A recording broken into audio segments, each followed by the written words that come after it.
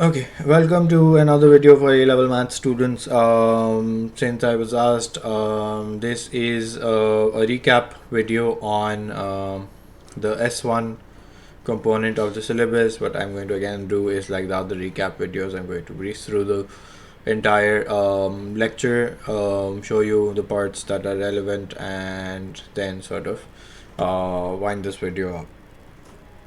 I will refer you to the practice questions wherever necessary, and you can either stop, pause, and do the practice questions, or you can come back, go to another video where I've done a lot of marathons and so on, and you can sort of review the topic that way. Okay, the way that I typically teach S1, although this year was different, is I start off with representation of data. It's a predominant part of the syllabus. It stretches out really long because there are lots of things to cover in representation of data. And to be honest, you can see multiple questions on the exam from this particular chapter. All the other chapters, you're probably going to see just one question. It's rare to have two permutation and combination questions, or to have two normal distribution questions, but it's perfectly normal to have two representation of data questions, one with a graph and one without a graph. So you need to know everything in detail. So representation of data starts off with some descriptions. You need to know what types of variables are there, just to make sure that you know how to represent them. Okay, there is discrete data where the data takes on whole numbers or at given intervals. So for example, the number of chairs, the number of students are discrete numbers. They cannot be in decimal numbers. So you can have to have 2.5 students or 3.5 students and so on. You have frequency distributions for discrete data that are then used to calculate mean and standard deviation and so on. Right now what we're talking about is representation of data. So one way of representing data from a discrete table is through line charts or bar charts. Line charts and bar charts are the same. It's just the difference between line and bar. What I specifically emphasize when I'm teaching this is to notice the x-axis. You see 0 is written here and it's not written at the edge. Why? Because these are called bar labels and not a continuous continuous axis. Basically that happens in histograms. Then you can have continuous data. So you see whole numbers here, but this is continuous data because every variable has a nature. So height is by nature a continuous variable, therefore its data is called a continuous data set. You can have frequency distributions for continuous data. The most important thing that I ask my students to notice is to notice that these classes that you have here should be connected. So wherever one class ends, the other class should begin from there. If they are not connected, it is your responsibility. No one will ask you to do it, but it's your responsibility to do it before you move on with the question, regardless of whatever question it is. In some cases it doesn't matter whether you connect them or not. That those cases are the mean and sort of where you have the mean, but you can find at least one question where it also matters in the mean as well. So make sure that you connect it always. That's just a rule of thumb that you need to sort of follow. Then you have stem and leaf diagrams. Stem and leaf diagrams have stems and leaves, as is obvious. You break up the digits. If it's a two-digit number, it's very obvious that one digit would become the stem, the other would become a leaf. So I've broken up this data set into stem and leaf diagrams. Remember that stem and leaf diagrams don't have commas in them. If you mark a comma, you will probably get a mark deducted.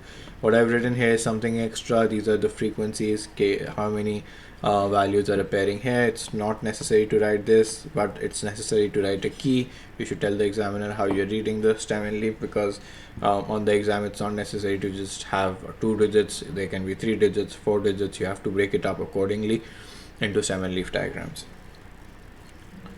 So here you have three digits, for example. So you sort of ignore the first digit and you just bring it up into the key, or you can even bring even if you're putting down the first digit, what you need to notice is that the key is important. It depends on how you define the key. What is an advantage? It preserves the original data, so you can see the original data, and it shows the shape of the distribution. We're going to talk about that in a bit. Sometimes you will be asked for advantages of a stem and leaf diagram as well. So there's a stem and leaf diagram drawn. You can see that every stem has multiple sort of occurrences, which means that the classes have been broken up into smaller and smaller sort of brackets. So this bracket is from 10 to 11, this bracket is from 12 to 13, 14 to 15, 16 to 17, 18 to 19. Why do they do this? Because they want you to see the shape of the data. So this is just a question where I sort of have different keys and I try to read the data. Then we have something called back-to-back stem plots. It's called back-to-back stem plots. Those are used for comparison of data sets. For example, in this question, you have two subjects where the marks have been sort of written down for a class, and I've organized them into back-to-back stem plots. They have a common stem, and the leaves are different. The key is defined that way. It's important to define the key in that way and to write the units of the key as well. That tells the examiner how you're reading the data set. If you miss out the key on the key, there is a fair chance that you will get 1 mark subtracted, or at times 2 marks as well, depending on what type of question it is. If there are very few data values, there's generally 2 marks for the key. Then you can see the grouping of the data in various forms. Sometimes the upper boundary is missing, sometimes the lower boundary is missing. You just need to know how to fill in the blanks. Then there's something called the width of an interval. Now, the width of an interval is upper boundary minus lower boundary, but remember that you can only calculate the width of the interval once you have the classes connected. So these classes were connected, so I can go on and calculate the width of the interval. In the next question, if you see, these classes are not connected, so I cannot calculate the width of the interval right now. I can just first connect them and then calculate the width of the interval. So that's an important part. Then drawing histograms, you draw frequency density on the vertical axis. Remember to label your axis, don't forget to label them. You can start on the edge. And sort of draw your bars according to the frequency density. Frequency density is the frequency divided by the class width, as is written here. Make sure to always calculate this table properly before you go on and start drawing your histograms. If you jump into it directly, there's a fair chance that you're going to make a mistake. One of the common mistakes that I've seen is because the numbers are written that way, numbers are sort of kहीं होते हैं, and for example, which example should I show you? Yeah, this one, for example. So you see there's a common tendency on people to just quickly divide 30 divided by 6, although it's the other way around. It's 6 divided by 30. So make conscious effort to write down the frequency densities first. Notice what you've written and then start drawing them. You will not have very odd sort of occurrences. Then you start drawing the bars from 0 to 20, 20 to 40, 40 to 50, and so on, and you plot the frequency densities. What I generally tend to do is I write the frequency densities on the top of the bars as well. To know exactly what I've plotted, it's you can shade them as well. You should ideally shade it. You shouldn't leave it blank. So that's something that you should be doing.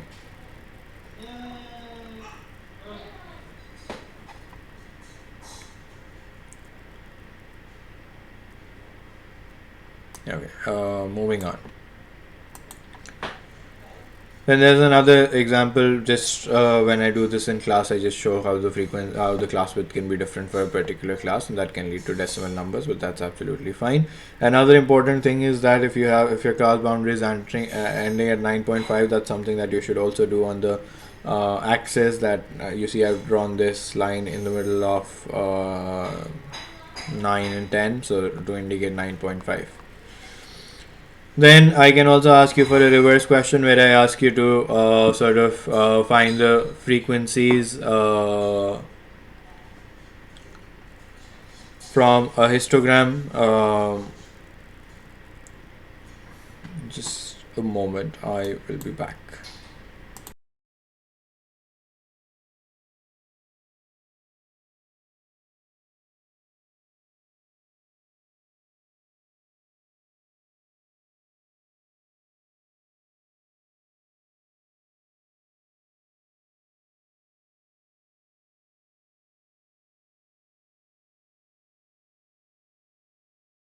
Okay, so finding the frequencies from a histogram. So I can ask you to do the reverse thing. I have a histogram drawn. The first thing that I do is I obviously need the classes first so that I can calculate the class width and frequency, and then sort of read the frequency density from the diagram. So always notice that whenever you don't have classes, your first task should be finding out the classes and then sort of doing the rest of the calculations.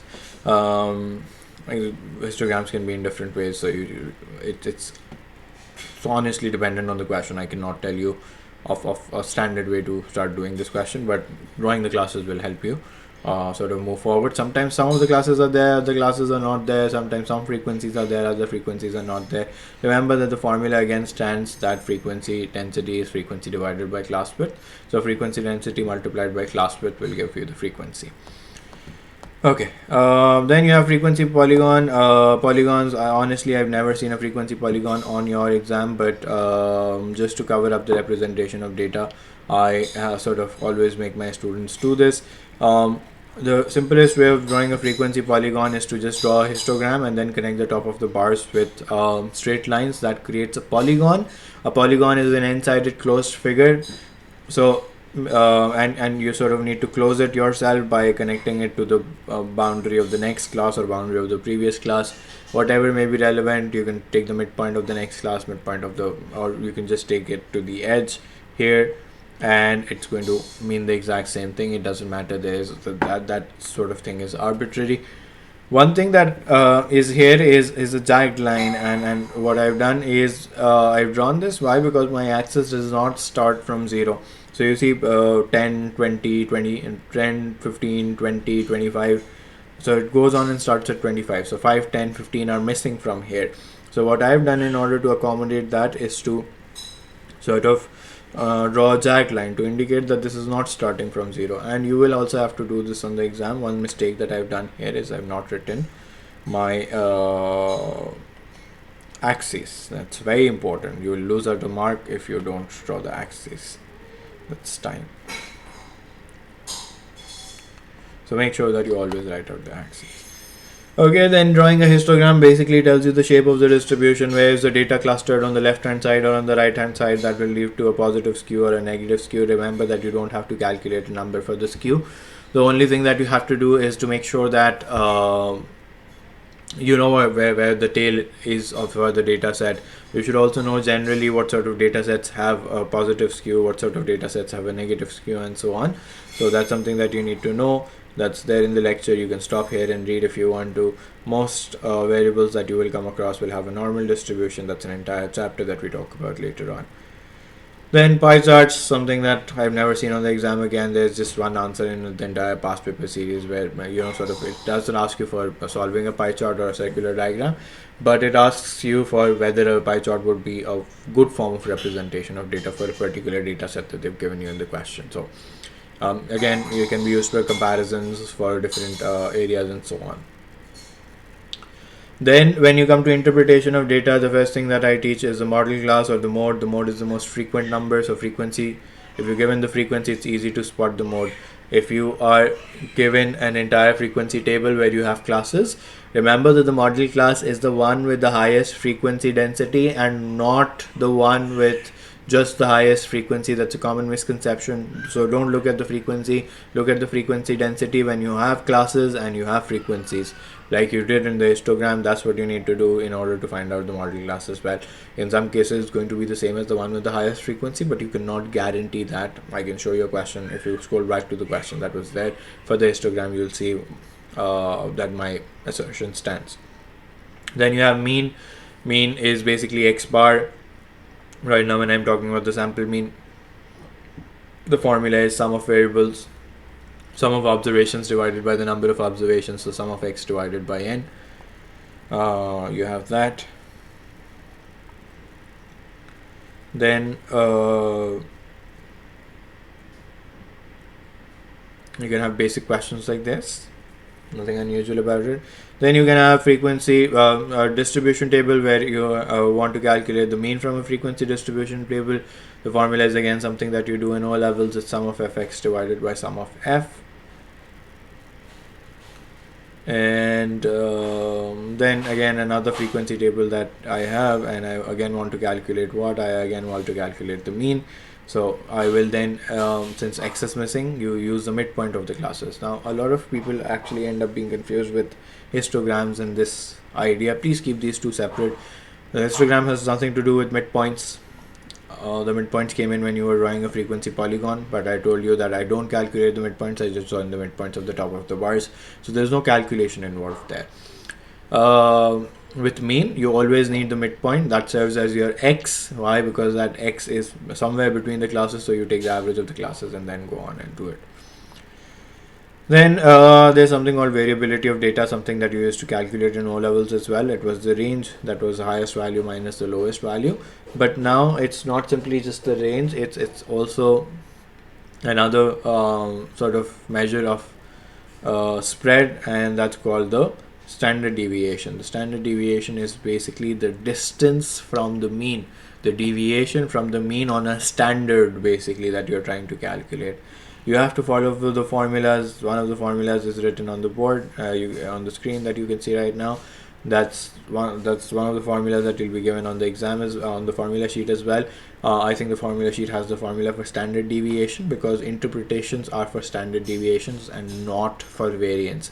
But the formula is for variance, and the square root of variance is basically standard deviation. So that's written up there. If you notice that standard deviation is the square root of variance. Okay, so it's used to sort of compare the variability of two data sets. Okay, then there is another formula involved as well, and that's this formula. This comes in handy when you have the mean there in front of you. There is at least one question in the past paper that asks you for this formula, so you should know this as well. That's there in the formula sheet again. Then you can have data given to you in various formats. What I forgot to put out an example for was the variance from a frequency table. Again, it's the same process as the mean. I hope everybody knows this already. The formula changes a little. It's sum of x square f over sum of f minus the mean square, which is sum of fx over sum of f. So all of this. Then the real challenge comes in when you have to do some calculations involving, let's say, someone leaving the group or someone entering the group, or one person's marks were entered wrongly and they had to be replaced and so on. Those calculations become a little tedious. Why? Because it involves a lot of backward calculations. What do I mean by backward calculations? For example, I can tell you the mean, tell you the variance, for example, and then I can ask you for a particular component of the variance. For example, I can ask you to calculate n or a particular mark or so on. So remember that the formulas still remain the same. It's just that the unknown has changed. So always, whenever you have a question that looks like that, always start off with your formula by plugging in the numbers and then sort of move on from there. Combining sets of data, again, lots of questions in the past papers on that and on this, so make sure that you practice this. It again is the same idea that you need to combine the components, not just directly the variance. So the variance can only be combined together for two different groups when you have its individual components. So you need the sum of x squared for two different groups, you need the n for the two different groups, you need the mean for the two different groups, and so on, before you can sort of put the data together. So in the past papers you have sort of questions on there's a question on turkeys and geese, then it's the weight. There is this question on men and women and their weights and so on. So you need to do all of that in order to sort of combine data sets. Make sure that you remember to do that. Then a very interesting question from the past, from one of the books. So this question sort of was repeated in the past paper somewhere. I don't know how, but this is from a book, a very old book. So go over this question if you feel it's necessary. I can point out the solution as well. You can look at the solution as well. Okay, then using a method of coding. Now this chapter is this part of the topic is taught with two different ideas. One is called the assumed mean and the other is called coding of data. I call it coding of data because what I tend to explain this is when I am explaining this topic. What I basically say is that all data values have been adjusted. So it's an adjustment to the entire data set, which means that the data is now coded. So the original data is missing, and you have the adjusted data. Now, as a statistician, you should be able to sort of go backwards and find out what the original data was when you are given the adjusted data. Given that I tell you the adjustment, the questions are not in as much depth. They just really talk to you about the mean and the variance. So what I tell my students is that if there is an adjustment in the entire data set, so for example, I give everyone in my class a -5 for not doing homework, the mean of the entire class for the exam will go down by 5 marks. But if I've adjusted all the values, their variance does not change. So the mean has a relationship, but the variance stays the same. So those are two different ideas that are there. These questions are tough to start off with and then sort of solve. So what I've done is I've recorded a small sort of marathon on this for about 7-8 questions. If you still are struggling with this topic, go ahead and watch those. Try to solve the questions, pause where necessary, and compare your solutions to my solutions. All of these questions are about that, and that is the last part of representation of data part 1. Then you have representation of data part 2. Then that's a division that I sort of created myself, and it's not a division there in the past papers. But what I do is I sort of separate the cumulative frequency and the medians and the quartiles into a separate topic. Then you have cumulative frequency is the first part of this topic.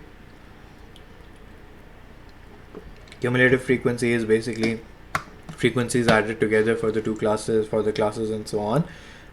Cumulative frequency graphs are plotted against the upper class boundaries of each class. Remember, although it's written here in this part of the book, and sometimes you will also see in the marking schemes that you can draw sort of a cumulative frequency polygon, but I strongly recommend that you draw a curve freehand properly. Why? Because reading the median and quartiles would be sort of a process from the frequency polygon, and I don't think you'll get very accurate answers. So always draw a curve, a proper curve, join it to the x-axis, take the lowest boundary and join it to the x-axis, and then sort of read whatever quartiles and medians and so on that you need to read. So that's a cumulative frequency graph that I've drawn. Remember that cumulative frequency graphs are usually S-shaped, although it's not necessary. You can see a straight off cumulative frequency graph as well. Again, I'm going to have a long question where I give you first a histogram, ask you to work backwards, create a frequency table, then create a cumulative frequency, and then sort of try to do something, a calculation on this. So you see this graph is not a very S-shaped graph. It just goes up like that and sort of reaches its top point.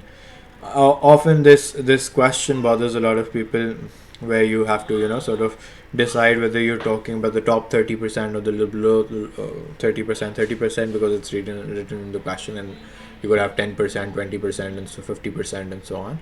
So this is 30%.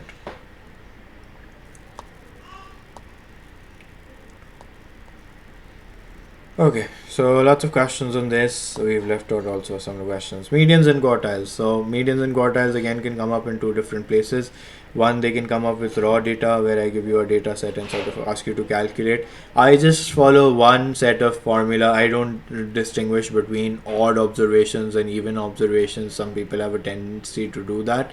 What I simply say is that these formulas are for the median position, and it's n+1 divided th divided by 2. So fifth is my median position. So in case that comes up as a decimal number, let's say if it came up as 5.5 th, what I would have done is I would have taken the fifth and sixth observations. That is what I do in some of the questions here as well. If you've followed the lectures, you would know that I've done that. Okay. Same for quartiles. Quartile is 1/4, lower quartile is 1/4, upper quartile is 3/4, and then you subtract the values of the upper quartile and lower quartile to get the interquartile range. This is a data set where you have to calculate the upper quartile, lower quartile, and so on. So make sure that you understand this question. It's an important question. Stem and leaf diagrams are often followed with these questions, and then you have to sort of, pass a comment. There are two comments that you can generally pass. One is on the general performance, and the other is on the spread of the data set. So I was talking to you about stem and leaf diagrams that are more complicated. You see there are, if you see this number, I've cancelled all of them out. Let me just point them out to you. You see these numbers, these are 5-digit numbers, but you see the last 2 digits are irrelevant and the first digit is also irrelevant, although I've written it in the stem. The stem can be as many digits as you want. The leaf can only be 1 digit. That is something that you need to remember. You can see this question, how I've written the key and so on, and how I've calculated the lower quartile as well. Then medians and quartiles are also part of the grouped frequency tables. So I can give you a frequency table, ask you to calculate the mean, median, and so on. Still the same process. You just need to add up the frequencies and reach the position that you want to. Then when you have medians and quartiles from the cumulative frequency graphs, the formulas change a little. You see that it's no longer n+1, it's n. There is no sort of a rule for that, but an n+1 becomes irrelevant when you're talking about a cumulative frequency graph, because you have to at some point round off a little in order to read the axis. So you won't be able to read 5.5 from, you will either be able to read the 5th or the 6th, and at times that too is sort of an approximation. So a lot of these cumulative frequency graphs will often use the word estimate. Why? Because you're still estimating, it's not exact from a cumulative frequency. So remember that it's nth, half of nth for the median, 1/4 for the lower quartile, and 3/4 for the upper quartile. Then there is something called skewness. The quartiles lead due to something called the skewness. The skewness is how spread out the data set is. You saw the shape of the distribution earlier, and I told you that your histogram can actually show you where the tail is and what the shape of the graph is. Now, for a more stable sort of analysis of skewness, you can calculate these differences: upper quartile to median and median to lower quartile. Whichever side is heavy will tell you where the data is skewed. If you have more distance from the upper quartile to the median, then it's sort of positively skewed. If you have more distance from the lower quartile to the median, then it's negatively skewed, and so on. You can see the sort of conclusions that I have there. Then you have what we call a box and whiskers plot. It sort of takes the medians and the quartiles and the maximum minimum values, puts them on an axis, and draws a box and whiskers plot. You can you can see this question. I've done this question, and it's an interesting question. Sort of tells you everything that you need to know about box and whiskers plots. They are just on one horizontal axis. The height of the box is again arbitrary. You just need to fit in whatever data you have in the space that you're given. Then sort of do the same analysis, general performance, and spread of the data. Comparing the distributions, we've already talked about that. This sort of brings out the concept of the outlier. The outliers are unusually large or unusually small data values. All these are questions from box and whiskers plots. Let's talk about outliers. Outliers are unusually large or unusually small data values. Now, outliers, you can be asked to calculate outliers on the exam, which means that what you'll have to do is sort of do a certain calculation. Now, in the past, when this was relatively new to this new to the past papers, they gave out formula for what we call the upper fence and the lower fence. But now, since it's come up in the past papers so often, you need to know the formula for the upper fence and the lower fence. If a value lies outside this given range, it is called an outlier. So the outlier is determined using the medians and the quartiles, and you need to know that. So that's the formula. You can note down the formula if you want. That brings us to the end of representation of data. I told you that it's a long, sort of drawn out topic. It took me about half an hour to just cover this part. Moving on, the next chapter that I generally teach then is probability. Probability starts off with basic O-level probability. You draw possibility diagrams, you draw tree diagrams and so on. This idea is important, that you're no longer in O levels, so and or don't have the same meaning that they used to have in O levels, yet they can sometimes have the same meaning. But and basically means intersection, and or basically means union, so you should be able to do that. You should also be able to do a bit of understand the addition law of probabilities using a Venn diagram. It's fine even if you don't, you can handle questions without that as well. Then you have possibility diagrams, a very basic one. Then here is where I make the possibility diagram more complicated. If you haven't seen this, please go back to the lecture and see this. The way that I've drawn this possibility diagram tells me the intersection points directly. So intersection is where both events are occurring simultaneously. Both outcomes are occurring simultaneously. Okay, that's a basic tree diagram. One thing that I've often done in the tree diagrams, if you've noticed my lectures, is to write these outcomes. These outcomes help me in calculating the conditional probabilities that are later required in the question. Same thing, lots of questions. You should also be able to calculate. What I tell my students is that you should be able to calculate questions like this without a tree diagram as well. So wherever you have these probabilities where you're taking things out of the bag or so on, and the probability is decreasing in a particular way, you need to be able to use factorials or combinations of whatever you've done to calculate probabilities. I do that in a particular question somewhere. I think it comes up later on.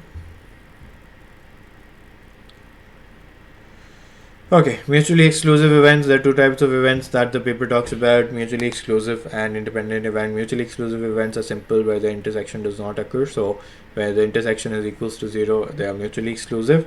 It's independent that bothers a lot of people. Remember again that independence is not something that you can explain in words. Independence is a mathematical independence. When I talk about mathematical independence, what I'm simply talking about is the satisfaction of this equation that I've written here on top, that the intersection must be equals to probability of A multiplied by probability of B. If that condition is satisfied, two events are independent, otherwise they are not independent. So remember that happens. This is a good question. If you want to pause here and do this question, that will tell you exactly what needs to be done in such questions. I can zoom out a little and show you the entire solution. Therefore independent. Then I can also tell you that they are independent and ask you to do some calculations. That's there. Then the last part of this topic is basically conditional probability. Now conditional probability is a predominant topic in probability questions. You should be able to calculate conditional probability. It's not something that can be explained in 2 minutes, but it's just about a conditional probability question will sort of tell you the probability under certain conditions. So in the normal state of affairs, what you've done in O levels is you've taken always the total number of outcomes in the denominator. When I introduce a particular condition, some outcomes automatically get eliminated from the sort of denominator, and that is what gives rise to conditional probabilities. I would strongly recommend that you watch this properly. If you haven't done this, there's very little that I can tell you in a recap video about conditional probability. So make sure that you understand the two different types of questions that are there. One is with tables and the other is with tree diagrams as well. There are clear-cut past paper questions that sort of ask you to do this. Writing the outcomes VF not V not F in this case is helpful when I'm doing the conditional probability, as you can see on the right. You should be also able to do this question, although I've not done it here. All past paper questions, we do a lot of past paper questions. That is pretty much the end of this topic. There's nothing new in these questions. They're all conditional probability questions. Okay, and then the next topic that you have is discrete random variable. So discrete random variable is sort of a probability distribution topic on your exam. I don't think the syllabus calls it discrete random variable.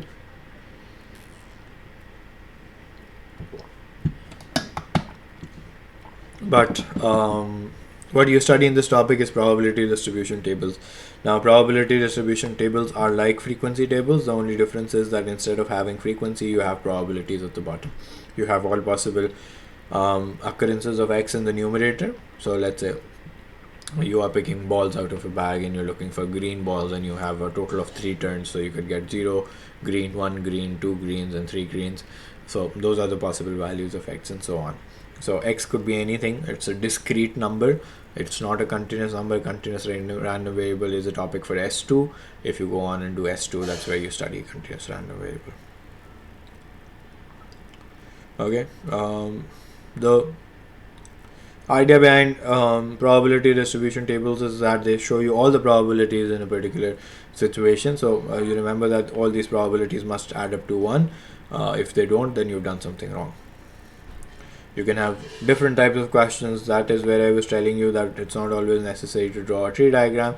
You can handle these questions without a tree diagram as well. If you don't know how this is done, please look at the lecture videos, or if your teacher has done it in a particular way. Some people tend to explain it with combinations, and that's absolutely fine way of doing it. The marking scheme actually uses the idea of combinations, but I sort of find that idea difficult to teach in a class without having taught permutations and combinations, and even with permutations and combinations that sort of becomes a little tricky. So I tend to avoid the notation C. I use the factorial, and that's how I handle questions. That's where I do a bit of factorial. Okay, all these questions are again about probability distribution tables. You can stop wherever you want. This is a past paper question, I think. Then some challenge questions as well, or challenging past paper question if you want to, sort of go through this.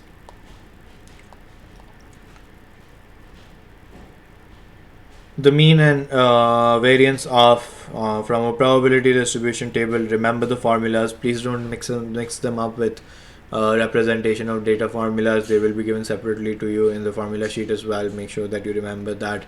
Don't guess. Don't try to just be very casual about it. This is a very simple idea. Make sure that you get these marks right. That's important. So that's the formula for the variance written on the screen.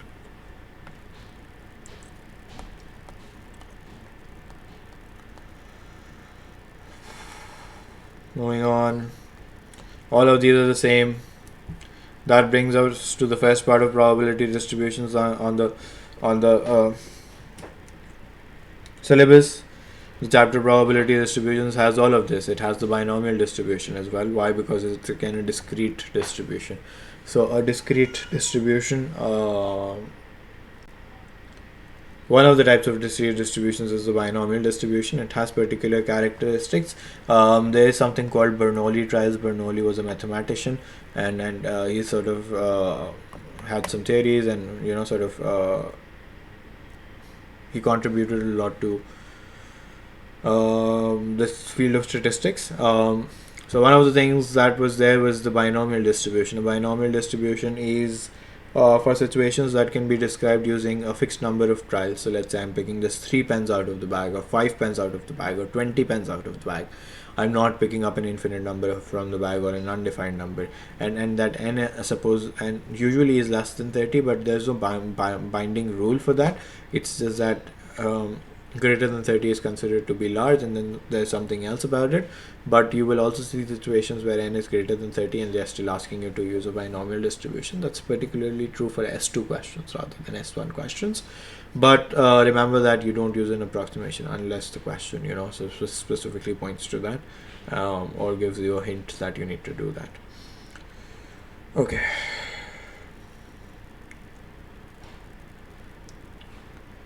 So a finite number of trials. then the probability of success should remain the same. That's the fixed condition for a binomial distribution. Remember that. What do I mean by that? That situation where you were taking things out of the bag and the probability was changing, so that the probability of the first green was, let's say, 3/7 and then 2/7.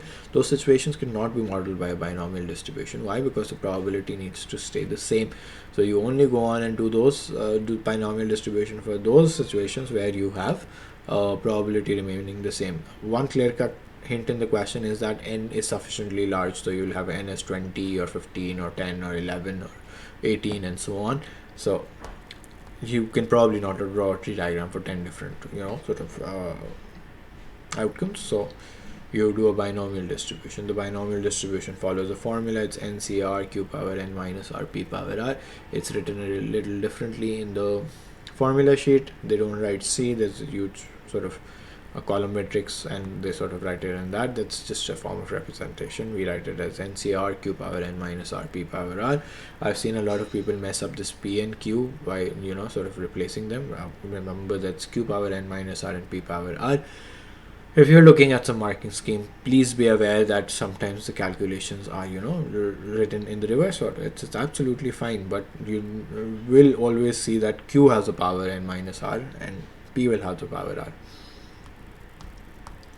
Okay, then you have all of this, some questions. Okay, I find it, there's a video on this as well. This calculator sort of makes your life easier when you are doing a lot of binomial calculations. I find it very tedious to sort of type NCR q power n minus r p power r for each of these 1, 2, 3 and so on, and then add them up together. So that becomes very tedious. So my calculator helps me a lot. If you have this calculator, take this to the exam, learn how to use it properly, and that should help you do a lot of things. If you don't know how to use this for binomial, please see the video on my channel, and that should help you.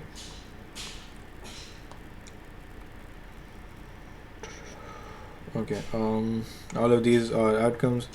One thing that I want to point out here is this probability of x greater than 1. So if you have a lot of numbers to calculate, what you can do is you can use the idea that all of these probabilities will add up to 1, and then sort of subtract from 1 the ones that you don't require, and that should help you get a final answer. Then there will be a situation where n is going to be unknown, and this is one of those situations. You can start doing the question if you want. This is where the idea of a bit of logarithms comes in, although you can handle this question with a bit of trial and error as well, but logarithms make this question easier. So remember that you will be asked to do this question on the exam. This is pretty much a part of your syllabus.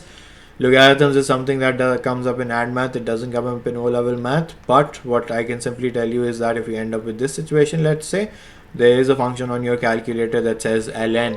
Okay, it's written on the right hand side of my on this side of my calculator, below x and below the on sort of button. So you can see ln. What you do is you put an ln on both sides, and that gives you this line. Then the rules for logarithms tell you that this n can climb down and come here, and that sort of simplifies the question for you. But again, there is this particular problem that happens, is that both these ln's are negative. So with inequalities, the negative is a little tricky. That's something that you learn in O levels, that you need to flip the sign when you sort of cancel out negatives or move a negative to the right hand side or left hand side, or in a multiply or divide situation. So that's where you sort of need to flip the sign. So look at this question carefully. It will come up in your exam. It's there in the past papers, so it can come up in your past paper as well, and you need to be able to do that. Then there is the mean and variance of a binomial distribution. The formulas that you need to remember are NP and NPQ. At this point, I want you to realize that there are lots of formulas to recall. Please make sure that you recall them. If you can't recall them, follow them from the past papers. Don't try to second guess. In the exam, it messes up, and keep your ideas separate. If it's a representation of data question, the formulas are in a particular part of the formula sheet. With discrete random variables, again a particular part of the formula sheet. With binomial distribution, again a particular part of the formula sheet. So make sure that you see the formula sheet before you go on to the exam. The formula sheets for my students are sort of posted in their books, but if you don't have my book, you go on and search MF19 formulae on Google, and that should probably uh, churn out a formula sheet. It's a long formula sheet for 16 pages, because that formula sheet is both for math and further math students, so you need to filter out the formulas that you need to follow. If you I can clearly tell you that if you go on and see the heading that says probability and statistics, that's the first page that you need to see. That's the page that you need to see for the S1 exam. You've probably already seen the formula sheet in your first exam. All of these questions are there. Some of these can be tough as well. The mode of the binomial distribution, mode in a probability situation is a number with the highest probability. I've never seen a question on that on the exam, so that's something that you just need to know at the back of your head, and sort of be able to calculate by trial and error. Whichever has the highest probability gives you the mode. That is binomial distribution. Going quickly on to geometric distribution.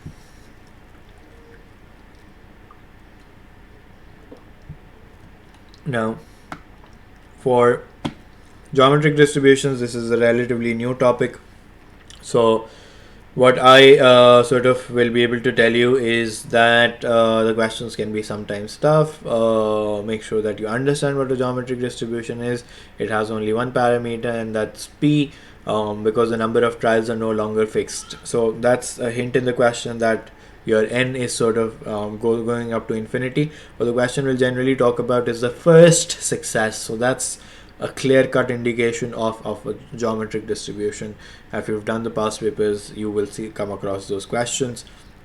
The probability, the clear-cut example of a geometric distribution is the game of Ludo, where you start moving only when you've obtained a 6. So you cannot step out of the box unless you've scored a 6.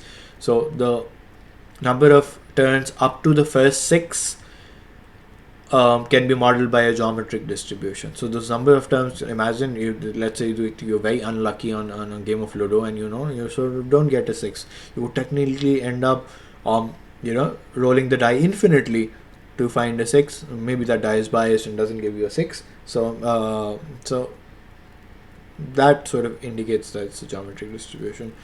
That's the formula for a geometric distribution. It's q power r minus 1 p power 1, where r is the turn where you get your first success. R is the turn where you get your first success. It's different from a binomial, where r was the number of successes in a fixed number of trials. So that's the difference between a binomial and a geometric distribution. Okay, then there are two derived formulas. Remember these. Derivation not important, just remember the formulas, that if you have less than or equals to r, it's 1 minus q power r, and greater than r, it's q power r.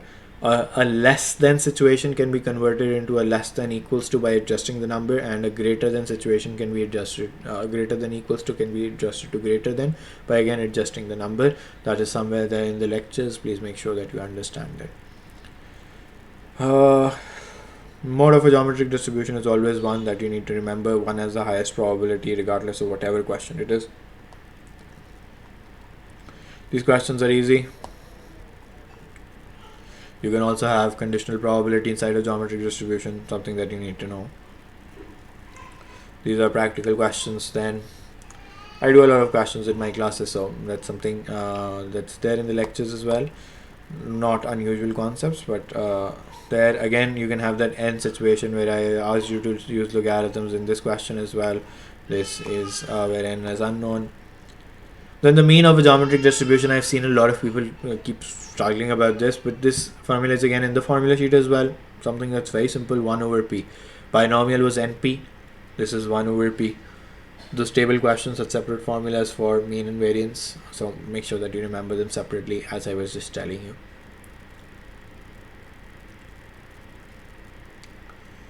Then something that you can ask to a bit of theory as well. This question sort of tells you a bit of theory, so stop here, look at this question, try to do it on your own, remember the conditions that are there, and make sure that you're able to answer theory questions as well. and some questions that I do in the class, and so on. Again, there are these few worksheet questions that I sort of have done with my students, which sort of mix together the idea of a geometric distribution and a geometric progression. Remember that everything that is part of P1 can be tested in your S1 exam as well, based on if the question is part of your sort of somehow becomes part of the question. The concept becomes somehow part of the question. So there are some questions that can have a geometric progression inside a geometric distribution question. Okay. Then the next topic that you have is a normal distribution.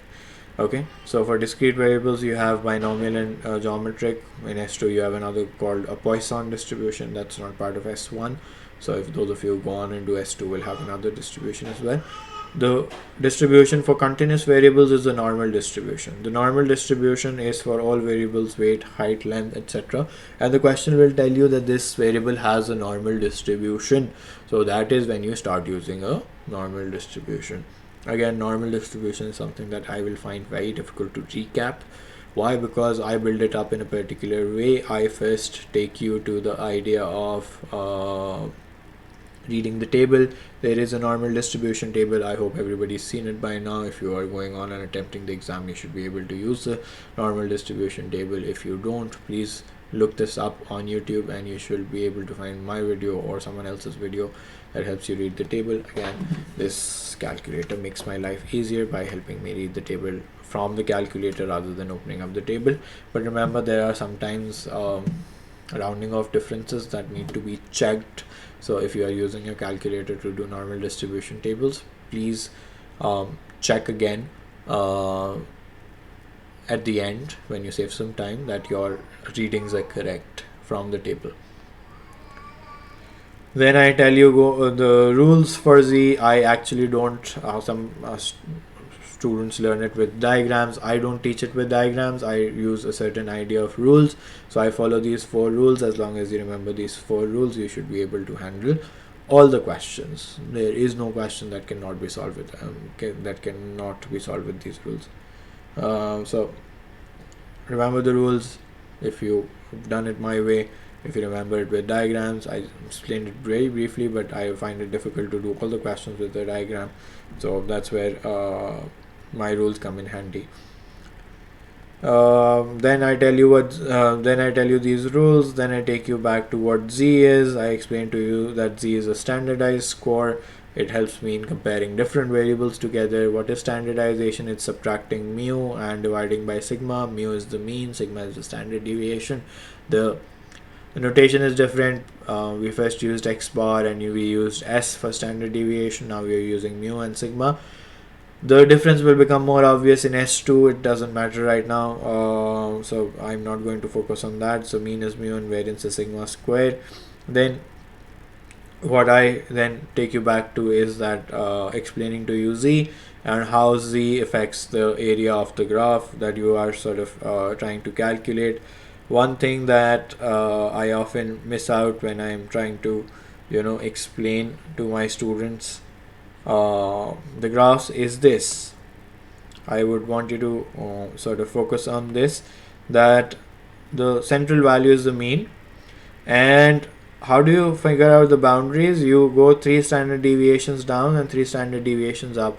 What do I mean by 3 standard deviations? Standard deviation will be a number. For example, let's say the standard deviation is 2. So 3 times 2 is 6. So you go 6 down from the mean to the left hand side and 6 down to the mean to the right hand side, 6 up to the mean to the right hand side. So that gives you the boundary of whatever values that distribution can take on with a 99% confidence. I'm going to tell you that this area that's trapped is 99%. 1% is still somewhere down there in the tail. That's a very low percentage, but 99% of your data is contained within 3 standard deviations. So if at some point you are asked to sketch a curve for diagrams, make sure that you know how to sketch it. You plot the mean at the center and you draw the tails based on 3 standard deviations.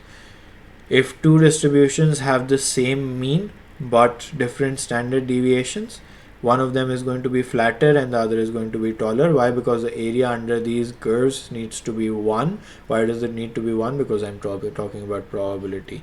Two distributions that have different means but same standard deviations will have the same height. Why? Because again the area needs to be the same. Then I put all of this together, and that's one question that you can see. You see the plotting of this graph, and you should be able to sort of understand what's going on in the graph. Then I sort of take you to the questions, and then the table reading in reverse. Again, my calculator makes the reverse reading very easy. Have this calculator, and that should be a plus point. If you're doing S2, I would strongly recommend that you have this calculator. Reverse reading from the table is again sort of a process. You need to know the process. Sometimes reverse reading becomes impossible. You need to do some adjustments that are written here. If you don't know all of this, please go back and read. Now, whenever you have questions, there's no guarantee that the question is going to be about normal reading or reverse reading. You should be focused enough to figure out what question is asking you to reverse reading. Don't just look at the number and start reading it off the table. Sometimes you have a number called 0.693, and that, although 0.693 can both be a z value and a probability, most people don't really focus on that and sort of read the table wrong. Either they need to read the table normally when they have to read it in reverse, or read it in reverse when they have to read it normally. So that sort of complicates things. Lots of questions, mean and sigma unknown. Yes, lots and lots of questions. Pause wherever you want. Some challenging ones as well. And some that combine with binomial in the second part. How do I know it combines with binomial? I go on and tell you that buys 8 rolls of tape. Now when I'm giving you number of trials, it's a binomial situation. Okay, then what leads from the normal distribution is the normal approximation. The normal approximation to the binomial distribution. What is the normal approximation to the binomial distribution? I told you that for binomials you usually be given sort of values that are less than 30 for you to calculate the probabilities, but in some cases when n becomes very large, in those cases it becomes unrealistic to use the binomial distribution, and sort of the probabilities also get not very accurate. So in that case what you can do is a lot of calculations are involved if you're trying to do binomial for, let's say, n greater than 50 and so on. So what you can do is you can use the normal approximation to the binomial distribution. What this diagram shows you is that when you start increasing the size of n, distributions start resembling the normal distribution curve, and that just tells you that you can use the normal distribution. Then one significant part of going from a binomial distribution to a normal distribution is continuity corrections. What I mean by continuity corrections is that, let's say I'm calculating the probability of, let's say, green marbles, or let's say I'm talking about the number of people. Now the number of people can be whole numbers only, so they can be sort of 20, 21, 22 and so on. But since a normal distribution is continuous and it's just calculating areas, so what I need to calculate is all the areas for numbers that round up to a certain number. So let's say it's difficult to explain here, but I've written down the rules and so on. You can follow the rules. So for example, if I was saying probability of x less than 15, so I need to think about all the numbers that would round up to 14. Why? Because in this category the first number that I wanted was 14, then 13, then 12 and 11. So I take up all the numbers that round up to 14. So 14.5 is my first number. There are two ways of doing continuity corrections. One is by just following the rules. One is a method that I explain to my students in the class. You can watch out for the video for that method. Remembering the rules will absolutely handle all the questions for you, so you don't need to worry about that. Okay, then When you're converting from a binomial to a normal distribution is based on mu and sigma squared. It's not based on n and p. So np gives you the mean and npq gives you the variance. That's when you've converted, and then you can sort of find out the probabilities. This is an entire question on binomial to normal conversion. If you haven't seen this before, please look at it carefully, and that should help you get through your exam question. Sometimes a binomial to normal approximation question can come up with the binomial question, or sometimes it can come up as a separate question altogether. So any question can be tested there.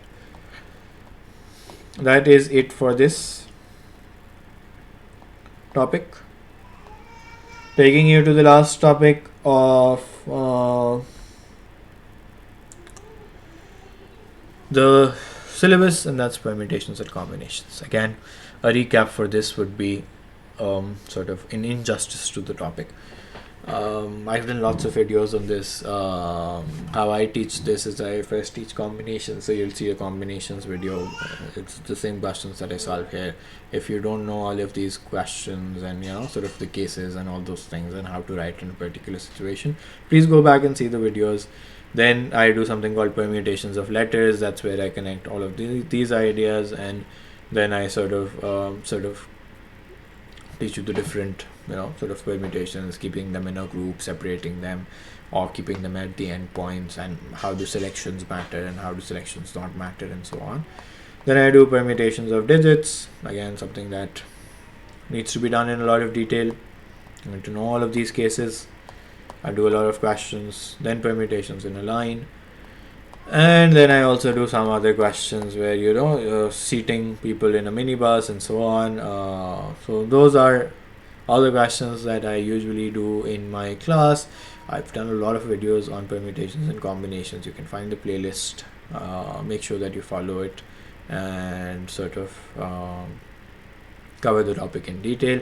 I also plan to do a run of recent permutations and combination questions soon. So that brings us to the end of the syllabus. What I want you to understand that S1 requires a lot of remembering of formulas and all those things as well, like the P1. So make sure that you remember all the ideas. The better you are at sort of figuring out what topic is being tested in a particular question, the quicker that you'll go through the exam. A 1 hour 15-minute exam can easily be done within 45 to 50 minutes if you are good at S1. That doesn't mean that you'll be able to do all 7 questions flawlessly, but you can do, let's say, 45 out of 50 marks flawlessly in, let's say, 50 minutes. You have another 20-25 minutes to think about the more difficult questions that you've left out. Please do that. I always recommend that you start from the beginning of the exam. Don't look for easy questions. One thing that bothers me a little is when there's a graph to draw, it often takes a lot longer. So if you see a graph that might take you very long to draw, either be consciously aware that it's taking you longer than normal, or draw that at the end. Drawing it at the end is a risky process. Why? Because it's an easy question that you leave out for the end and you could mess that up. So try drawing it quickly. That's what my recommendation would be. Have a pencil, ruler, eraser to go with you. Don't do the exam in pencil. When you are working on your tables, you can work with pencil, you can work with pen. Make sure that if there's a table, frequency table, probability distribution table, just do your working near the table, the thought process on the table, not the working there, or working in the answer space, but do the thought process, so that you are clear on where you've calculated the class width or the frequency density and so on. If there are questions, please leave them in the comments and I should be able to get back to you soon. Thank you for watching, and please make sure to like and subscribe for more videos. Thank you.